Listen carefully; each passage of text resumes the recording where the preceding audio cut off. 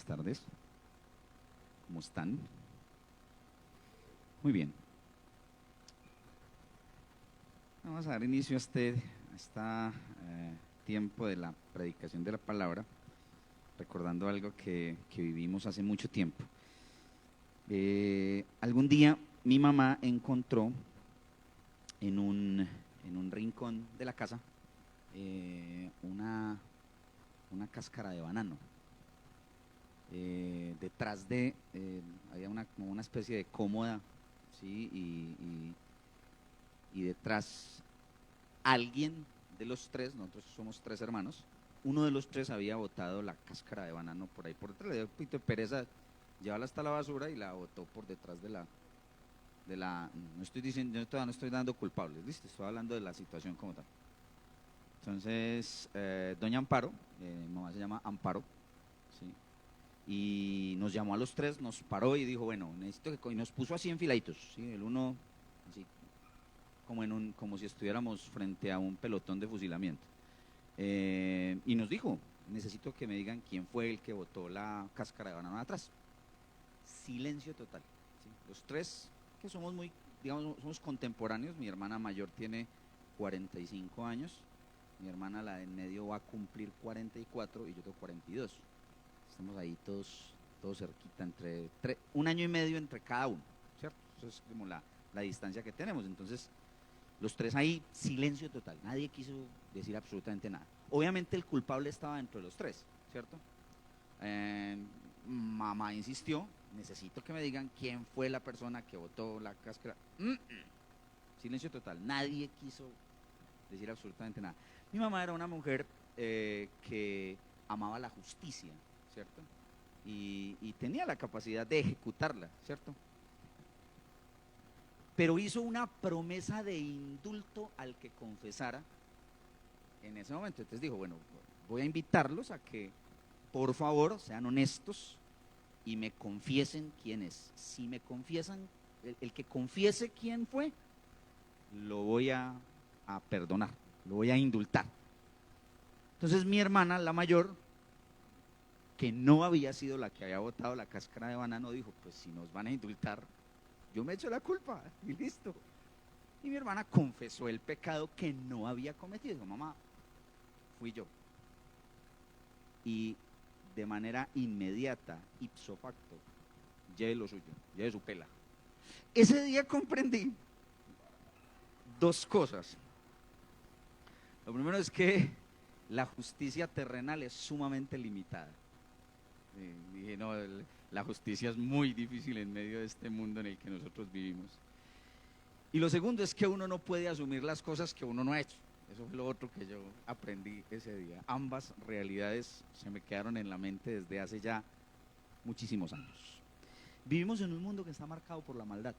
La verdad es que si nosotros somos honestos, enfrentarnos al mundo en el que nosotros vivimos es enfrentarnos a un mundo que está traspasado por el dolor, por la muerte, pero también esa sensación de injusticia, de tragedia, de impunidad en muchísimos casos. Vivimos en un mundo en el que sinceramente asumir determinadas situaciones es muy complejo. Estamos viviendo tiempos muy lo suficientemente dolorosos en medio de nuestra nación, en donde lo primero que estamos clamando es, Señor, manifiéstate, trae justicia, justicia para lo que está sucediendo en cada uno de los bandos o cada una de las partes que están enfrentadas en este momento. El clamor que nosotros tenemos es, Señor, manifiesta tu justicia, manifiesta tu gracia, invítanos a la reconciliación, invítanos a construir país juntos, al arrepentimiento, a tantas cosas que se necesitan. Pero esa es la realidad, es el mundo en el que nosotros vivimos. Israel, que es de quien hemos venido hablando en el libro de Deuteronomio, tampoco es ajeno a esa realidad. Israel tiene que enfrentar su propia perspectiva de construcción de nación, de lo que es. Y Deuteronomio es un libro que nos ha invitado a estar reflexionando en eso mismo, en cómo Dios lleva a Israel, cómo Dios lleva a su pueblo a a construir ese proyecto de comunidad a la luz de la palabra de Dios, a la luz de la comunidad de fe, a la luz de la voluntad de Dios. Y bueno, Deuteronomio como el último libro de la Torá, el quinto libro del Pentateuco, un libro que invita a eso, tiene en grandes apartes del libro de Deuteronomio recopilaciones de leyes que Israel ya había escuchado desde el Éxodo y que ahora Moisés le está recordando a la comunidad previo a la entrada a la tierra, le está diciendo, este es el tipo de comunidad que nosotros queremos construir, la comunidad del libro, la comunidad de la palabra. Me gustó mucho la predicación de la semana pasada cuando el pastor hablaba de esos vigías de la palabra, de esos vigías del libro, de los reyes que tenían que tener presente la palabra para ministrar y servir al pueblo con justicia, de los sacerdotes que tenían que guardar la palabra y estar pendientes del cuidado de la misma, de la ley, de ese libro. El rey tenía una copia, los sacerdotes tenían el original, y de los profetas que proclamaban constantemente en medio del pueblo la verdad de la palabra de Dios, basados en esa misma revelación de Dios, poder proclamar e invitar al pueblo a vivir conforme a la palabra. Llegamos a un capítulo en el que quiero confesar la verdad, yo no sabía qué predicar. Eso fue un tiempo de, bueno, Señor, revélate, muestra tu justicia, si he hallado gracia ante tus ojos. Fue un tiempo de muchísima reflexión y creo que el Señor ha sido fiel con su palabra y me ha invitado a mí a proclamar lo que en esta tarde, noche, vamos a proclamar desde Deuteronomio capítulo 19, que es el pasaje que tenemos nosotros para compartir la palabra. Le invito para que me acompañe, por favor, Deuteronomio capítulo 19, y vamos a hacer lectura de este pasaje. Versículo 1, cuando Jehová tu Dios destruya las naciones cuya tierra Jehová tu Dios te da a ti, a tus heredades, y tú la heredes, y habites en sus ciudades y en sus casas, te apartarás 3 ciudades en medio de la tierra que Jehová tu Dios te da para que la poseas. Arreglarás los caminos, dividirás en 3 partes la tierra que Jehová tu Dios te dará en heredad, y será para que todo homicida huya allí. Este es el caso del homicida que huirá allí y vivirá, aquel que hiriere a su prójimo sin intención y sin haber tenido enemistad con él anteriormente. Está hablando de unas ciudades de refugio para homicidas involuntarios, alguien que haya matado a otra persona sin previa intención, simplemente un asesinato involuntario. Como el que fuere, y aquí da una explicación más o menos de a qué se refiere, como el que fuere con su prójimo al monte a cortar leña, y al dar su mano el golpe con el hacha para cortar algún leño, saltare el hierro del cabo y diere contra su prójimo y éste muriere, aquel huirá a una de estas ciudades y vivirá. No sea que el vengador de sangre, enfurecido, persiga al homicida, le alcance por ser largo el camino y le hiera de muerte, no debiendo ser condenado a muerte por cuanto no tenía enemistad con su prójimo anteriormente. Es parte como de lo que se iría a investigar. Si el asesino involuntario al huir, es posible que el vengador de sangre, ahorita vamos a hablar de qué se trata eso, lo alcanzara y le diera muerte antes de llegar a esas ciudades. Entonces lo que Moisés está diciendo, la ley que Dios le da a Moisés es que ponga las 3 ciudades de manera equidistante, que sirvan, que estén en todo el territorio, que sirvan, y cuando uno ve la construcción de estas 3 ciudades, una quedaba al norte, otra quedaba en el centro, otra quedaba en el sur, que tuvieran acceso para todos los israelitas a los que les aplicaría esta ley que Dios les estaba dando. Por tanto, yo te mando diciendo, separarás 3 ciudades. Versículo 7. Versículo 8. Si Jehová tu Dios ensanchare tu territorio, como lo juró a tus padres, y te diere toda la tierra que prometió dar a tus padres, siempre y cuando guardares todos estos mandamientos que yo te prescribo hoy para ponerlos por obra, que ames a Jehová tu Dios y andes en sus caminos todos los días, entonces añadirás 3 ciudades más a estas 3, para que no sea derramada sangre inocente en medio de la tierra que Jehová tu Dios te da por heredad, y no seas culpado del derramamiento de sangre. Ahí está el marco de estas ciudades de refugio. Pero miren lo que dice el versículo 11. Pero si hubiere alguno que aborreciere a su prójimo y lo acechare y se levantare contra él, lo hiriere de muerte y muriere, si huyere a alguna de estas ciudades, entonces los ancianos de la ciudad enviarán y lo sacarán de allí y lo entregarán en mano del vengador de sangre para que muera. No le compadecerás ni le quitarás de Israel, y quitarás la sangre de Israel, la sangre inocente, y te irá bien. Entonces, el caso de las ciudades refugio es para los asesinos involuntarios. Si se descubre en un proceso determinado, proceso legal, que el homicida, que el asesino lo había acechado para matarlo y están las pruebas de eso, esa persona, aun si huyera a esa ciudad de refugio, lo tendrían que sacar, entregarlo al vengador de sangre y él lo ejecutaría. Ahí está, digamos, la primera parte de esta ley que aparece en el texto. Aparece el versículo 14, que es como si estuviera desconectado del asunto. Mira lo que dice el versículo 14.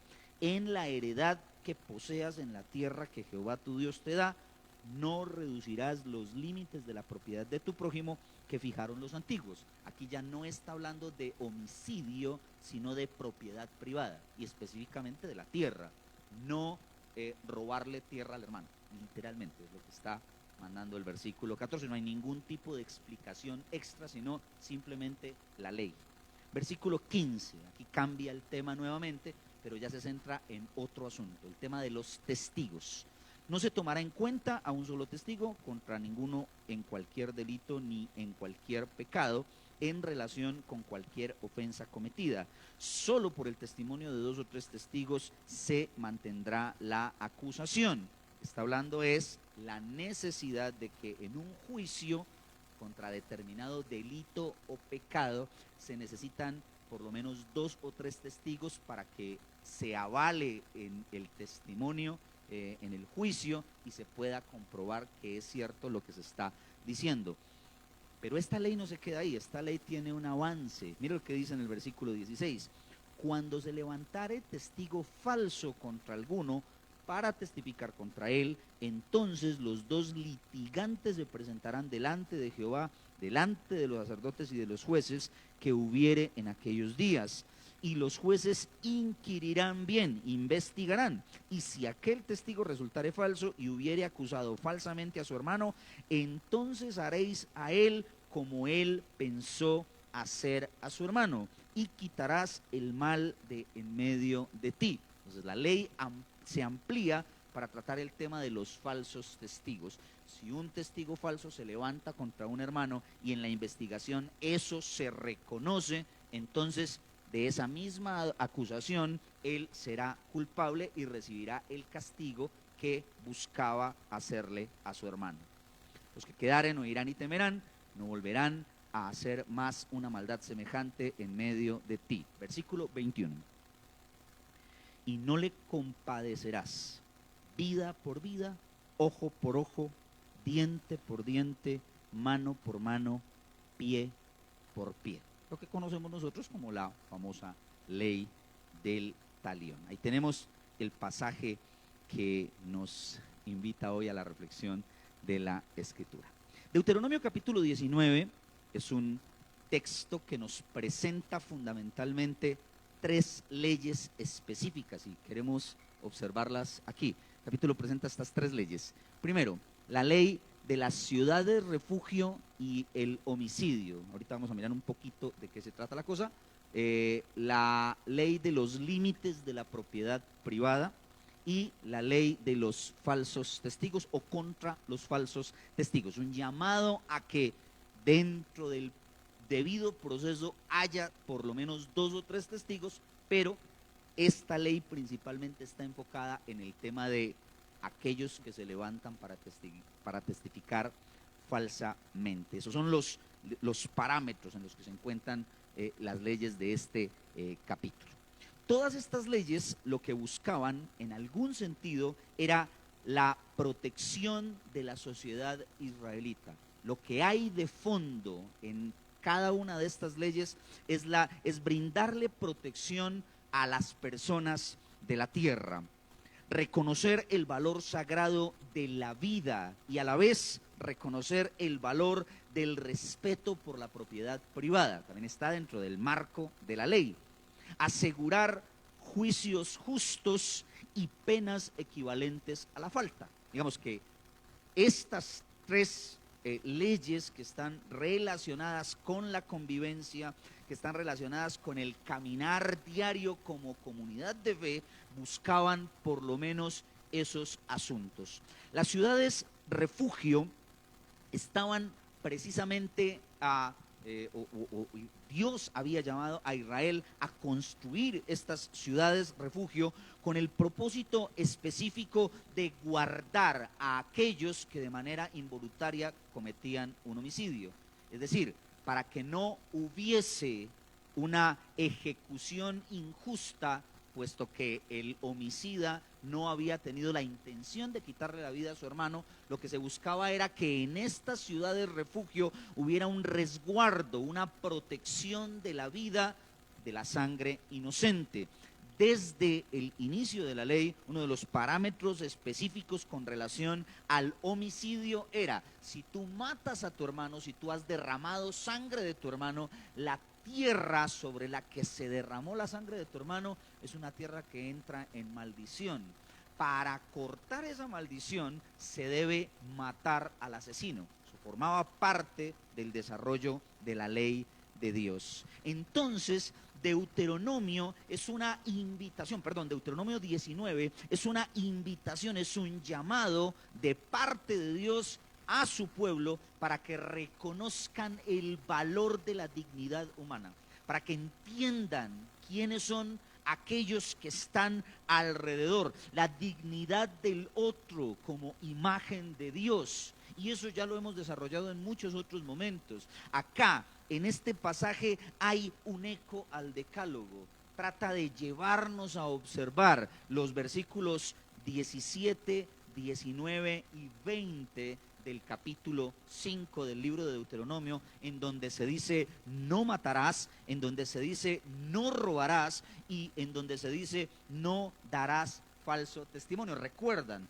parte de lo que se predicó hace algunos meses hablando de la famosa ley del amor? La segunda parte de la ley del amor, haciendo relación a el amor hacia el otro. Esto es un eco al decálogo. Así que las ciudades refugio y el tema de cómo se maneja el homicidio en medio de Israel, los límites de la propiedad privada y el valor de la misma con relación al otro, y el tema de los falsos testigos que en algún sentido están relacionados con el detrimento de la honra y de la vida del otro, lo que buscan en medio del desarrollo de estas leyes es protección. Proteger al hermano, proteger al otro. Es una construcción de sociedad justa en donde Dios invita a su pueblo a que respete, valore, identifique el valor de la vida del otro,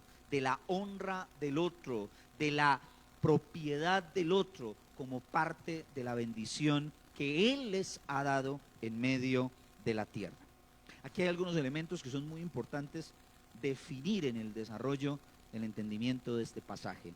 El tema del vengador de sangre. Cuando uno lee, por lo menos en dos apartes de este pasaje, se habla de el hombre, de aquel que podía hacer o ser vengador de sangre. En el versículo 6, no sea que el vengador de sangre enfurecido persiga al homicida y le alcance por ser largo el camino. Este es uno de los puntos en donde se habla del vengador de sangre. Y más adelante, en el versículo, aquí se me perdió un poquito, versículo 12, entonces los ancianos de la ciudad enviarán y le sacarán de allí y le entregarán en mano del vengador de la sangre para que muera. Aparentemente lo que se había creado en el sistema judicial israelita era que había un pariente redentor, una persona que tomaría el lugar de aquel que habría sido asesinado y sería él quien ejecutaría la pena capital a la persona que hubiese quitado la vida de su hermano o la vida de su pariente. Algunos estudiosos del tema afirman que no necesariamente esa figura de vengador de sangre o de pariente redentor era parte de la familia, sino alguien que los mismos jueces designaban para que hiciera justicia al nombre de esta persona a la cual se le habría quitado la vida. Sea el caso que fuere, es algo en lo que el texto, por lo menos el desarrollo de la ley, invita a que hay alguien que toma el lugar de aquel que no está. Es como un levantar el nombre del que no está presente. Por eso es bien curioso que, aunque aquí en Deuteronomio se traduce como vengador de sangre, si usted se va para el libro de Ruth, el mismo término se le acuña a Booz o a Boaz, aquel pariente redentor que redime a Ruth, la moabita, la esposa de uno de los hijos de Noemí, que al morir y no tener descendencia necesitaba que apareciera alguien que asumiera el lugar del muerto y redimiera la heredad de Ruth y de Noemí. Eso es lo que sucede en la famosa historia de Ruth. Entonces ahí tenemos el tema aquí es alguien que toma el lugar del que ya no está, alguien que asume el lugar de quien ya no está. En el caso del libro de Deuteronomio capítulo 19, con efectos legales, con efectos de juicio, para ejecutar al asesino de un hermano o de un pariente. El tema de los límites de la propiedad tenía un trasfondo bien interesante. Recordemos que Dios era el que le había dado la tierra a su pueblo. Así que la apropiación era un crimen, no solamente contra el hermano, sino contra Dios mismo, que era el que le había bendecido a Israel dándole la tierra. En algún sentido, la propiedad privada tenía unos límites determinados. Dios le está diciendo a su pueblo: respeten eso. Yo he sido el que les he dado la tierra y yo soy el que les he dicho cuál va a ser la posesión de la heredad de cada uno. Es el don de la tierra que Dios le ha dado a su pueblo. Y al final, el tema de la famosa ley del talión está muy relacionado con el tema de la justicia retributiva para mantener el equilibrio, el tema de ojo por ojo, mano por mano, diente por diente, pie por pie. Era algo que se había manejado no solamente en Israel, sino en el contexto oriental en diferentes culturas. Cabe anotar algo bien interesante, y es que en otras culturas relacionadas con esta misma ley, de la cual Israel toma y proporciona para el pueblo, se permitía hacer una especie de pago en retribución por la vida o por la situación específica que se había quitado. Es decir, habían ciertos topes y ciertos límites. Si yo te corté una mano, tú no me cortas la mano, sino que yo tengo la capacidad de retribuirte, de pagarte una compensación en animales, en dinero, en oro, en lo que sea, para compensar el daño que te he hecho. Sin embargo, en Israel no tenía esa connotación. En Israel era: si quitaste una vida, te quitan la vida. Si quitaste una mano, te quitan la mano. Si quitaste un ojo, te quitan el ojo. La ley de la retribución. Y hay algo bien interesante en este texto que aparece por lo menos en dos porciones. El tema del no compadecerse, el versículo 21 y el versículo 13. 13 dice: no le tendrás compasión, no le compadecerás, quitarás el mal de sangre inocente y te irá bien. Y en el versículo 21, y no le compadecerás, vida por vida, ojo por ojo, diente por diente, mano por mano, pie por pie. En pocas palabras, lo que Dios le está pidiendo al pueblo no es que no tenga compasión. Literalmente, el término invita a no consentir ese tipo de maldad, no tener estima por aquel que ha cometido ese tipo de delito en medio de la tierra, no mirarlo con agrado. Nosotros diríamos vulgarmente: no ser alcahuetas. Ahí tenemos más o menos el marco de las leyes que se desarrollan en Deuteronomio capítulo 19.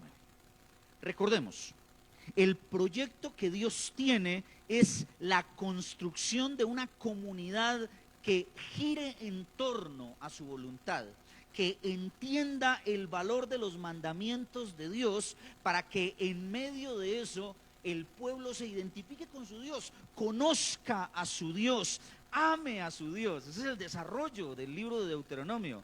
Conocer a Dios a través de su revelación, a través de su palabra, a través de su ley, y entender que en ese conocimiento entramos en una relación profunda en la que la identidad de Dios, el carácter de Dios se ve reflejado en medio de su pueblo.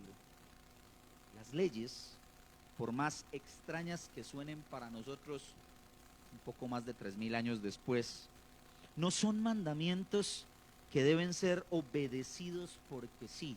Cuando nosotros nos paramos frente a la ley del Señor y nos paramos frente a leyes como estas con elementos tan específicos de una cultura tan ajena a la nuestra, de una condición de sociedad y de nación tan distinta a la nuestra, nosotros nos sorprendemos cómo esa palabra que le habló a Israel hace más de 3000 años se vuelve vida para nosotros hoy.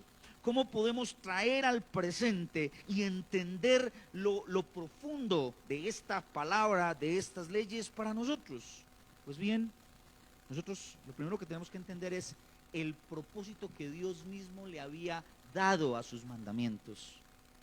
Los mandamientos de Dios son vida para Israel. Reflejan el carácter de Dios que produce vida en medio de su pueblo. ¿Recuerdan? La repetición constante de que estos mandamientos, estatutos y decretos deben ponerlos por obra para que les vaya bien en la tierra a la cual van a entrar a tomar en posesión. El desafío de entender estos mandamientos es precisamente comprender el para qué. No son obediencia ciega, es entendimiento de quién es el que se está revelando. Los mandamientos son una expresión de la gracia de Dios. Dios se los está dando a ellos para que ellos tengan un vínculo con Dios, para que entren en relación con Él, para que caminen con Él, construir una relación profunda que imprime su carácter en el corazón de su pueblo. Son vida en ese sentido. Dios le está hablando a su pueblo y le está diciendo: vivan de esta manera para que en medio de la armonía, de la construcción de vida que van a tener ustedes como sociedad, reflejen mi carácter, reflejen quién soy yo, reflejen cuál ha sido mi amor, cuál ha sido mi gracia, quién es el Dios que está en medio de ustedes. Ahora, cuando uno hace una lectura del Antiguo Testamento, uno se enfrenta a una realidad que es sumamente compleja. Y es que Israel una y otra vez incumplió la ley del Señor. Si usted y yo nos vamos a leer la historia de Israel del Antiguo Testamento, nos vamos a dar cuenta que el Antiguo Testamento es el relato del fracaso constante del pueblo de Dios. No lo cumplieron. Desde antes de entrar a la tierra ya Dios había entrado en lucha con este pueblo. Pero la historia de Israel nos va a mostrar una y otra vez esa realidad de que el pueblo lastimosamente no cumple. Desde Josué, cuando toman la tierra, hasta Malaquías, cuando se da la última profecía antes de la venida del Mesías. Todo el relato del Antiguo Testamento muestra a Israel matando, robando, haciendo injusticia, adorando a otros dioses, vendiéndose al mejor postor. Y no solamente el pueblo, sus líderes. La semana pasada el pastor Álvaro nos hablaba de los reyes, de los sacerdotes, de los profetas. Hace 2 semanas Rubén nos hablaba de los jueces, todos como figuras que deberían implementar la justicia en medio del pueblo. Pero el estudio de Israel nos va a mostrar que constantemente esos hombres, los jueces, los reyes, los sacerdotes y muchas veces hasta los mismos profetas obraron maldad en medio de su pueblo. Mataron, robaron, fueron injustos, se apoderaron de la tierra de los más pobres, asesinaron a aquellos que se levantaban y clamaban por justicia, se aprovecharon de los más débiles. Y yo no me voy a poner aquí a recordarle esos relatos, voy a recordarle uno. Piensen en David tomando a la mujer de Urías y mandándolo a matar en el frente de batalla por el poder que tenía para hacerlo. Esa es la realidad que nos va a mostrar constantemente la historia de Israel. La historia de Israel es un grito de Dios por conquistar el corazón de su pueblo, por decir, ese pueblo es mío, pero su corazón está lejos de mí. Isaías está plagado de ese tipo de cosas. El profeta se levanta para confrontar con la ley a el pueblo y le dice, ustedes me han abandonado, ustedes de labios me honran, pero su corazón está lejos de mí. Sin embargo, la historia de Israel también es la historia de un Dios que constantemente llama a su pueblo, le da nuevas oportunidades, lo llama al arrepentimiento, les invita a que se acojan a la ley, leyes como estas, en donde Dios le está diciendo a su pueblo, hónrenme a mí y ámense los unos a los otros, ámenme con todo su corazón, pero ámense los unos a los otros, respeten la vida, valoren su identidad, lo que son como hijos míos, como pueblo mío. La historia de Israel es una de esas historias duras de la condición del corazón del ser humano. Y hasta ahí tampoco hemos solucionado mucho, porque cuando nosotros nos enfrentamos y nos miramos a nosotros como pueblo de Dios, tendríamos que decir, nosotros tenemos, y tantas veces nos tenemos que mirar frente al espejo y ver que somos igualitos. Nuestra justicia no alcanza, nuestra maldad sale por los poros. Matamos, adulteramos, mentimos, somos injustos. Esa es la realidad de lo que somos nosotros como pueblo de Dios. Jesús aparece en la historia de Israel, de ese mismo Israel. Ahora, desde otro ángulo. El escenario es el de una comunidad que está intentando reconstruirse a la luz de la ley. El grito de los profetas llamó al pueblo del posexilio a mirar su corazón y a decir, todo lo que nos pasó, la destrucción de Israel en el norte y el exilio y la lucha por reconstruirnos como nación, fue resultado de nuestra maldad, de habernos apartado del Señor. Así que esta comunidad es una comunidad que está tratando de reconstruirse a la luz de esa misma ley. Esa es la dinámica que nosotros encontramos en el Nuevo Testamento. Pero en medio de eso aparece Jesús. Y quiero invitarle para hacer una conexión con este pasaje que es totalmente necesario, que vaya conmigo a Mateo capítulo 5. Y vamos a hacer una lectura de los versículos 38 al 42 del Evangelio de Mateo, para tratar de entender el marco en el que Jesús aparece hablando estas palabras. Oísteis que fue dicho, dice el versículo 38, ojo por ojo y diente por diente. Es una clara alusión a la ley que aparecía en Éxodo capítulo 21, que aparecía en Levítico y que aparecía en Números, y obviamente también aparecía en el libro de Deuteronomio. Pero yo les digo, no resistan al que es malo. Antes, a cualquiera que te hiera en la mejilla derecha, vuélvele también la otra. Y al que quiera ponerte a pleito y quitarte la túnica, déjale también la capa. Y a cualquiera que te obligue a llevar carga por 1 milla, ve con él 2. Al que te pida, dale, y al que quiera tomar de ti prestado, no se lo rehuses. Jesús aparece haciendo una lectura de la misma ley que Israel recibió, en la que estaba llamado a mantener la famosa ley de la retribución. Pero un momento, cuando uno lee este pasaje, uno lo lee en otra clave. Suena extraño. Es una lectura diferente de lo que había entendido Israel. Israel estaba llamado a ejecutar la justicia para que no existiera impunidad. Pero resulta que ahora aparece Jesús en el Sermón del Monte y esta vaina es incómoda. ¿Cómo así que el que me quiera quitar le doy sin ningún problema? ¿Cómo así de que el que me den una mejilla pues le pongo la otra? Ustedes escucharon ojo por ojo, diente por diente, pero yo les digo, al que les pida, denle sin ningún problema. Y esa sensación es como rara. El Dios de Deuteronomio dice que la justicia es retributiva, que si tú me quitas, yo te quito, que si tú me matas, yo te mato.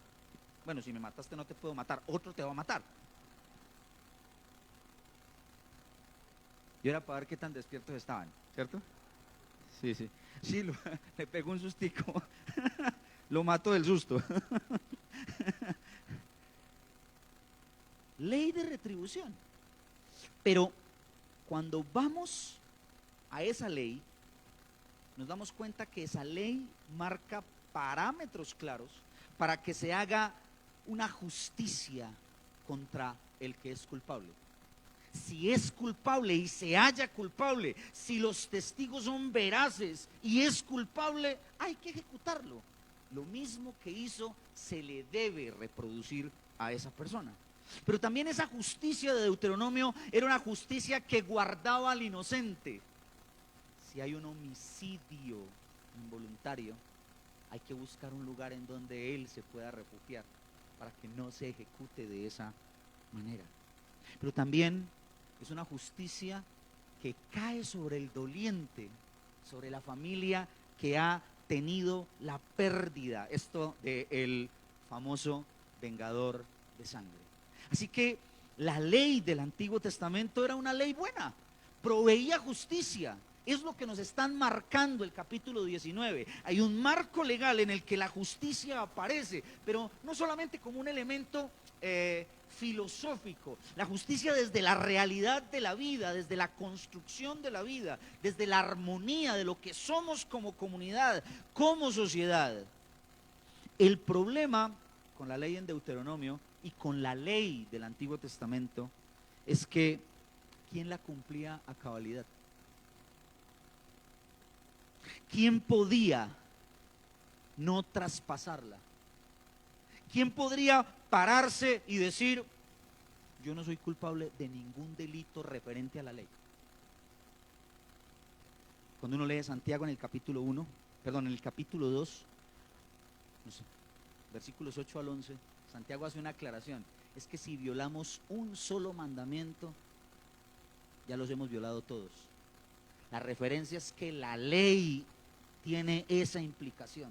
Así que no hay ningún inocente. Todos tienen que pararse frente a la ley de Dios y decir, somos lo que Pablo trata de desarrollar en el capítulo 3 del libro de Romanos. No hay uno solo, ni uno solo justo. Todos nos apartamos, todos pecamos, todos violamos la ley. Así que el desafío que tenemos nosotros es, ¿quién puede salvarse? ¿Quién podrá defendernos? ¿Sí? No piensa en el chapulín. Cuando Jesús da su interpretación de Deuteronomio capítulo 19, versículo 21, y su interpretación de Éxodo capítulo 21, Lo que Jesús está haciendo, lo está haciendo en el marco de la función que Él va a cumplir. Ya en el versículo 17 del capítulo 5 del Sermón del Monte, en Mateo capítulo 5, Jesús está diciendo: yo no vine para abrogar la ley, yo vine para cumplirla. Yo soy el cumplimiento de la ley. Lo que Jesús está haciendo es: yo he venido para cumplir aquello que Israel no pudo. Lo que Jesús está presentándole a su pueblo en el Nuevo Testamento es: yo he venido para traer una gracia redentora, una gracia que toma el lugar de aquellos que no pueden. Ahí donde el pueblo no puede, yo sí pude. Ahí donde ustedes están completamente imposibilitados por su incapacidad, por su humanidad, yo he venido, yo he vencido, yo he cumplido. Gracia redentora, gracia que toma el lugar del ofensor y recibe sobre sí mismo el peso del pecado y de la muerte. Cuando nosotros leemos el Evangelio, nosotros entendemos el valor tan profundo que tiene lo que Jesús hizo en la cruz del Calvario. Miren, esto es uno de los elementos que nosotros necesitamos tener siempre presente en la predicación del Evangelio. Yo no puedo predicar el Evangelio sin tener presente la cruz, porque la cruz es el punto exacto en el que Jesús dice: yo asumo tu culpa, yo muero en tu lugar, yo muero por ti. Así que cuando Jesús invita a esta comunidad del Nuevo Testamento a que perdone, a que pase por alto la falta, a que no tenga en cuenta a aquel que le ha hecho daño, Jesús no está hablando de impunidad, no, señor. Jesús no está diciendo que esos pecados quedarán impunes. Jesús está diciendo: yo los asumo, yo soy el que tomo esa realidad de pecado, esa maldad con la que te han hecho daño, y la asumo para mí. Tú perdona. Y este tipo de justicia, perdónenme, pero es una justicia muy compleja para nosotros. La justicia de la gracia se hace más complicada para el pueblo de Dios. Lo más fácil es que si Álvaro me golpea en la cara, yo le devuelva el golpe y estamos a mano. Eso es lo más sencillo. Es el marco legal en el que nosotros construimos la justicia. Lo que Jesús está invitando a su pueblo es a que, si te dan en la cara, mira la cruz. Yo ya pagué por esa ofensa. Yo ya pagué por ese pecado. Y esa sensación de pérdida que a veces sientes en tu corazón, porque perdonar tiene esa implicación, ¿cierto? Perdonar es perder. Perdonar es tener es perder la capacidad de poder ejecutar la justicia. Cuando yo perdono, cuando yo paso por alto la falta, lo que estoy diciendo es: yo no voy a hacer justicia con lo que tú me hiciste. Cuando un esposo perdona a una esposa infiel o viceversa, una esposa infiel perdona a un esposo, perdón, una esposa perdona a un esposo infiel, cuando pasa por alto, pareciera ser que la sensación es: qué tonto eso. Si te hirió, si te dañó, si mató tus ilusiones, mató todo lo que eras, todo lo que amabas de él o de ella, rompió el pacto. Y como nosotros entendemos en la lectura de Mateo capítulo 19, es posiblemente desde esa lectura el adulterio aquello que permitiría la ruptura del pacto matrimonial. Pero cuando venimos a los pies de la cruz, Jesús dice: yo ya pagué por eso, perdona.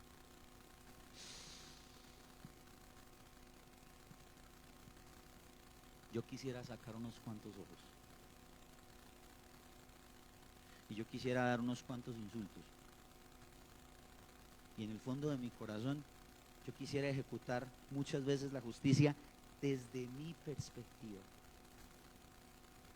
Pero Jesús nos dice que la gracia que se manifestó en su pueblo desde el Antiguo Testamento, con la que una y otra vez sostuvo a Israel a pesar de, ahora se ha hecho carne, se ha manifestado para cargar sobre sí mismo el peso del pecado.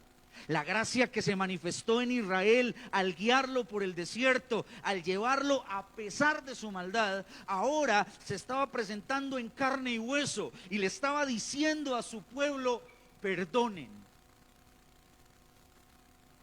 Y no se preocupen por la justicia, porque yo he venido para cumplir la ley. Porque yo he venido para tomar ese lugar. Yo he venido para ser el Redentor, esa ciudad que protege y aquel que toma el lugar del desvalido. Yo he venido para ser el dador de una tierra sin fronteras y sin límites. Yo he venido para recibir el castigo sobre mí mismo y dar libertad por la culpa. Esa es la gracia de Dios, esa es la gracia redentora, la gracia que nos llama al perdón. Y sí, duele, yo no estoy diciendo que no sea así. Uno se para frente a la situación que estamos viviendo como nación, sinceramente es muy complejo, muy doloroso. No ver lo que estamos viviendo y pensar en perdonar ciertas situaciones es muy difícil. La gracia redentora nos invita a entender que el costo más alto fue cancelado en una cruz hace 2000 años. Y nos invita a tener paz en esa justicia. Al final, todo pecado recibirá retribución. En la cruz, para quienes se arrepienten y reciben al Señor como Salvador, o en la condenación eterna para quienes lo ignoran. Pero todo pecado en este mundo recibirá la retribución merecida. Para usted y para mí, hombres y mujeres que estamos aquí 2000 años después, hay justicia, una justicia preciosa, que no descansa en nuestras posibilidades y en nuestras capacidades, sino que descansa en aquel que se entregó por nosotros. Años después de que mi mamá ejecutara su injusticia con mi hermanita, yo le confesé que el que había botado la cáscara de banano era yo. Eso era: blanco es, gallina lo pone, frito es como. Desde el principio se sabía, yo sé. Más de uno me miró y dijo: usted. Gerardo ya se adelantó a decir: fuiste, tiene cara de que usted fue el que botó la cáscara de banano. Y aunque parece un chiste, esa es la realidad que todos los días vivimos nosotros.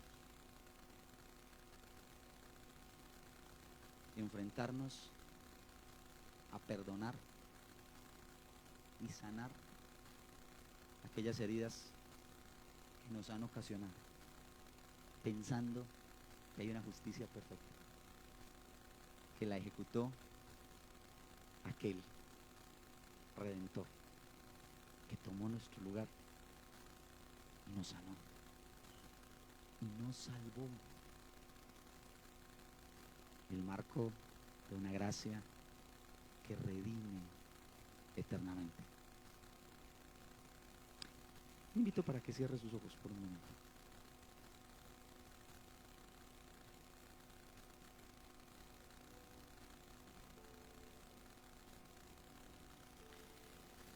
Señor,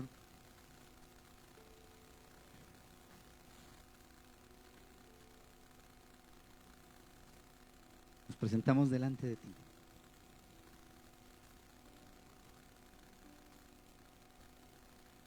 Posiblemente con muchos dolores.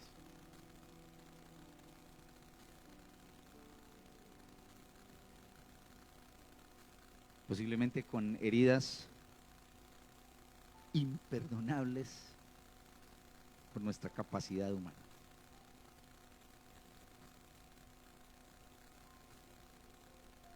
Heridas que han marcado el corazón y que es muy difícil pasar por ahí.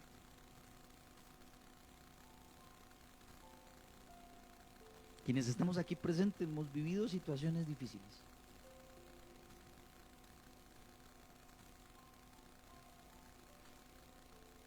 Algunas muy dolorosas, otras un poco más fáciles de sobrellevar.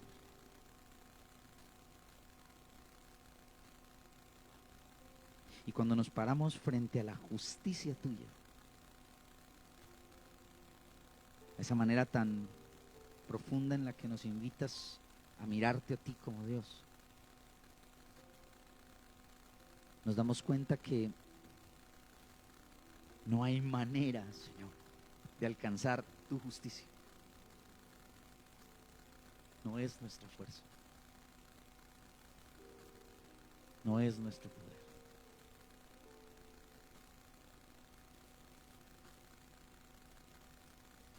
Entonces nos invitas a mirar a la cruz y nos refrescas la memoria.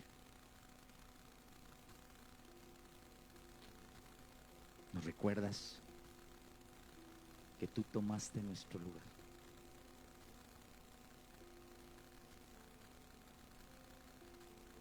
Y que cuando nosotros solo habíamos aportado nuestro pecado, tú nos has dado una gracia que trasciende nuestra capacidad de pensamiento. Tú eres nuestro Redentor, Señor. En esta tarde, noche, Señor, queremos adorar.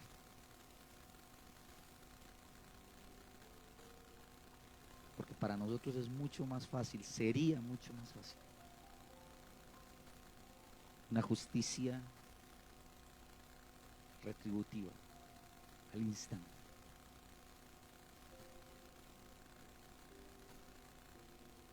Pero tú nos invitas a que recordemos que la cruz es nuestra justicia, que nosotros no merecíamos que tú tomaras nuestro lugar, pero tú lo hiciste por amor, por tu gracia. Aquí estamos, Señor Jesús, con un desafío a perdonar, a mirar a nuestro ofensor y decirle: tu deuda está pagada. Pon tu corazón en Cristo Jesús para que alcances a entender que el dolor que había en mi corazón se ha ido, porque entiendo que Él trajo justicia y que puedo confiar en su palabra de verdad, en mi Redentor que tomó mi lugar, que hoy nos llama a caminar con Él y a adorarle con el corazón. Señor, gracias porque tu gracia es eterna y por eso nosotros somos libres. Solo podemos adorarte con el corazón. Recordar aquel himno. Sublime gracia del Señor, que a un infeliz salvó.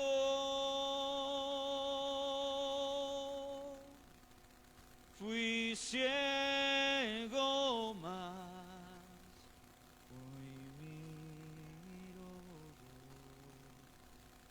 perdido y Él me halló.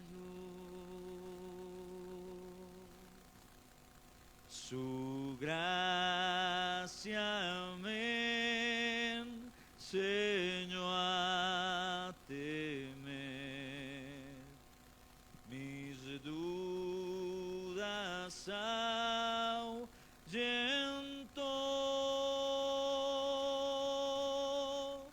Oh, cuán precioso fue a mi ser cuando Él me transformó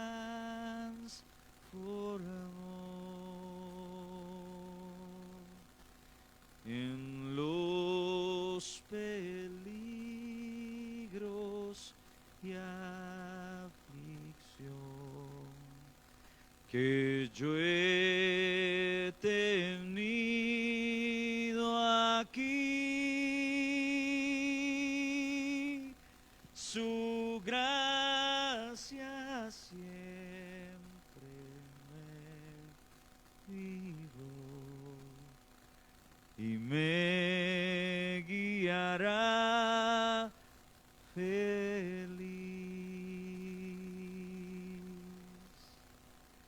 Y cuando en Sión por siglos brillando esté cual sol, yo cantaré por siempre allí su amor que me salvó.